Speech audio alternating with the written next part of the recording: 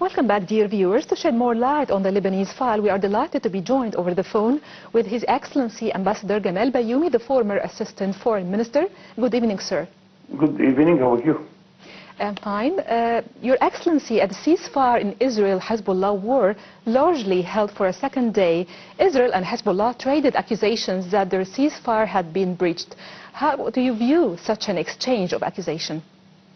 Yes, it is expected because we have two problems here. That the ceasefire is not something which in favor of the Prime Minister of Israel. You well know that he wants to continue the war, because if the war stops, he is requested by the Israeli justice to go and to be tried. We have another point of weakness on our side, that Hezbollah is a sort of a state within the Lebanese state, and he is losing their power on the border. So how they will accept this, I don't know. So I am always optimistic, but in this situation I am reserving my optimism a little bit. But let us wait and see. Maybe the good point that Israel cannot continue the war on two fronts, in Gaza and in Lebanon. The Israeli army is not like our army, which has soldiers and officers all the time. However, they insist on the escalation. They call on their army coming from schools and hospitals.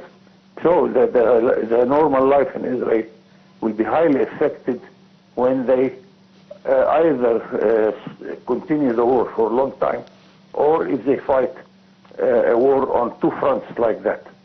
So let us hope that this will continue, stopping the war, and let us wait and see. We have to watch this, and I will not be surprised by any change in the position. Your Excellency, the Lebanese military deployed troops and tanks across the country's south. Do you expect the military to attain security and stability in short time? I hope that the central government of Lebanon will take the power in its hands, because really the situation in Lebanon, I am not satisfied with it. A country without a president, there isn't a sort of Lebanese unity to take one position or one policy. So this is a sort of a weakness concerning the Lebanese position. But if we see that the Lebanese Central Army is responsible for the border, this will be a positive attitude, and I hope this will be realized. Because as I said, that Hezbollah will never accept to leave their power on the border. But maybe under the pressure of this situation of war, which is very severe against all the Lebanese, maybe Hezbollah will take breath and stop intervention in the border in order to keep the peace situation for some time. Your Excellency, how far the ceasefire agreement in Lebanon has de-escalated the spiraling violence in the Middle East? In general, I see that it is a positive step, and let us hope that we can help all the parties to continue stopping the war. But of course, as I said before, I have my reservations and worries about all the parties. Neither the Prime Minister of Israel would like to stop the war, nor Hezbollah would like to stop the war.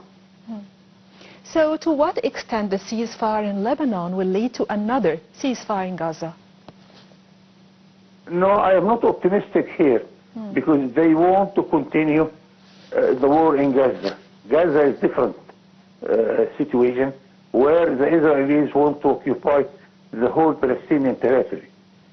So I don't think that this will be positive on the Gaza situation. On the contrary, because now the Israeli army will be concentrating on one front, which is the Palestinian territory, especially in Gaza. Thank you so much, our dear guest, Ambassador Gamal Bayoumy, the former Assistant Foreign Minister, for your valuable insight and information.